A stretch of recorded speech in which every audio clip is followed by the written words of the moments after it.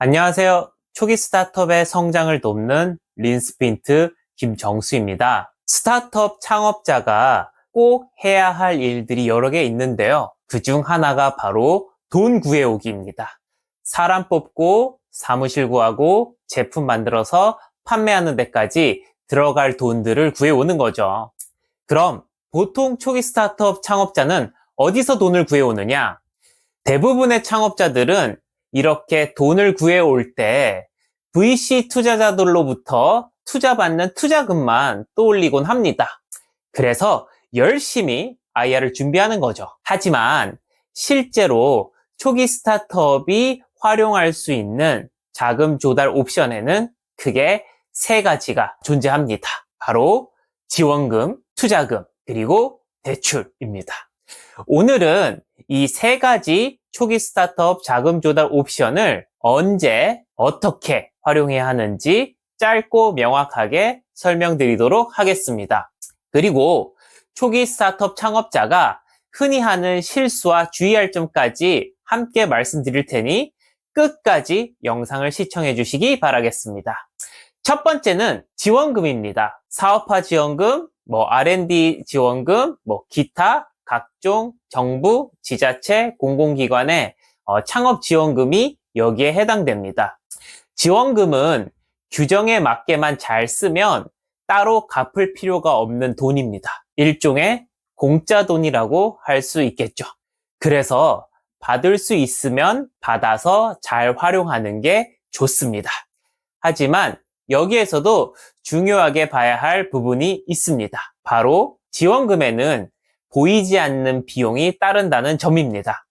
보고서도 작성해야 되고 정산 내역 정리해서 처리해야 되고 지원사업 끝나면 감사도 받아야 되고 등등 각종 증빙과 준비에 시간과 리소스가 소비가 됩니다. 그리고 지원 사업의 타이밍과 내가 자금을 써야 될 타이밍도 잘 맞추는 것도 되게 중요하죠. 그래서 지원금이 당장 필요한 현금 흐름과 뭔가 시기적으로, 금액적으로, 조건적으로 잘 맞지 않으면 오히려 창업자한테는 부담으로 다가올 수 있습니다.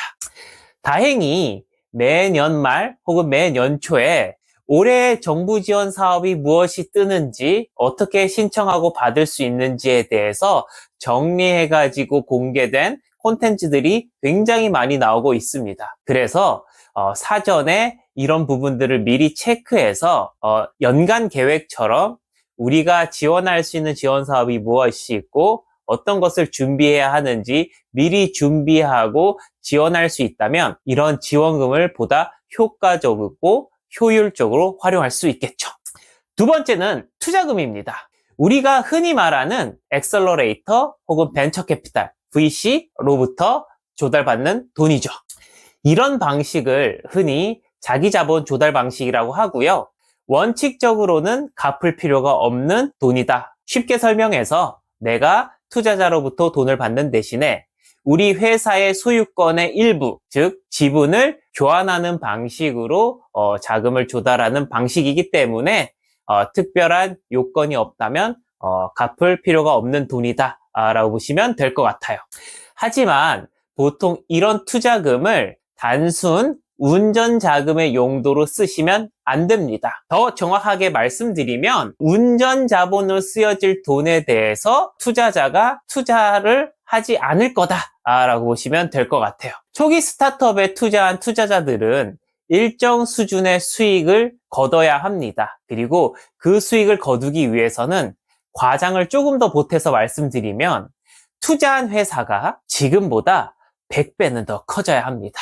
그래서 투자자들은 지금 회사가 앞으로 100배 더 커지는데 기여할 수 있는 핵심 자산 확보라든지 활동에 투자금이 사용되길 원하는 거지 단순 런웨이만 늘리는 목적으로 쓰여지기를 원하는 건 아니다. 그래서 정리하자면 투자금은 명확한 성장 플랜과 레버리지 전략이 있을 때만 의미가 있다. 예를 들어 시장 검증을 마치고 본격적으로 고객 확보와 매출 확장을 추진할 때 필요한 자금을 투자금을 받아가지고 해결하는 게 가장 이상적인 상황이겠죠. 그래서 투자 유치를 위한 IR 자료, IR 덱을 준비하실 때도 반드시 투자금의 용도와 성장 전략을 분명하게 밝히셔야 합니다. 세 번째는 대출입니다. 앞서 투자금이 자기 자본 조달 방식이었다면 대출은 타인 자본 조달 방식입니다. 남의 돈을 쓰는 대신에 일정 이자를 주고 약속된 만기에 원금을 상환하는 방식의 돈이다. 주로 스타트업은 신용도 없고 담보로 잡을 물건도 없기 때문에 은행으로부터 직접 대출 받기보다는 신용보증이나 기술보증기금과 같은 보증기관의 보증 상품을 통해서 대출을 받는 방식이 일반적입니다. 각 보증기금마다 창업 3년 미만의 스타트업을 위한 전용 상품들이 다 있고요. 이를 통해서 비즈니스 모델과 그 계획이 어느 정도 정립돼 있고 설득력이 있는 스타트업이라면 1년에 한 2, 3억 정도 규모의 크레딧을 확보할 수 있을 겁니다.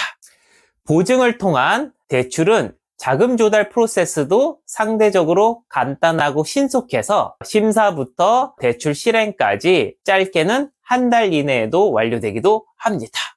이런 초기 스타트업을 위한 대출 상품은 특히 단기적으로 현금 흐름이 막힐 때 유용합니다. 예를 들어서 2, 3개월만 버티면 이제 정상금도 들어오고 자금도 돌면서 좀 오랫동안 생존할 수 있을 것 같은데, 또는 어느 정도 의미 있는 수주를 받았는데 이제 수주 받은 거에 대해서 생산하고 납품하는 데 있어서 당장 어느 정도 목돈이 필요할 때 이런 대출이 활용되기 좋습니다.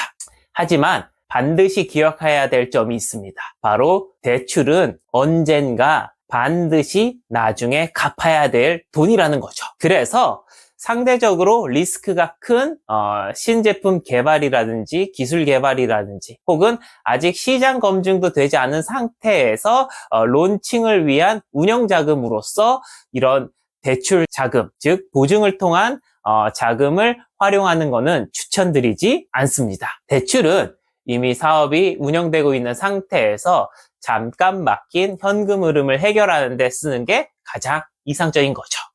이상 초기 스타트업 창업자가 자금 조달하는 데 있어서 고민하고 고려해야 할 3가지 옵션에 대해서 정리해드렸습니다.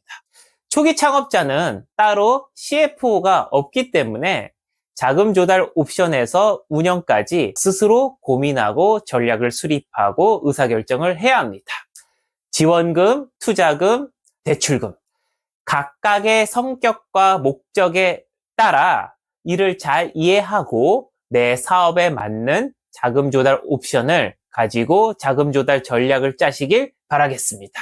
보다 자세한 내용은 영상 설명란에 링크를 참조해 주시고요. 이 영상이 도움이 되셨다면 구독, 좋아요, 알림 설정까지 부탁드리겠습니다. 감사합니다.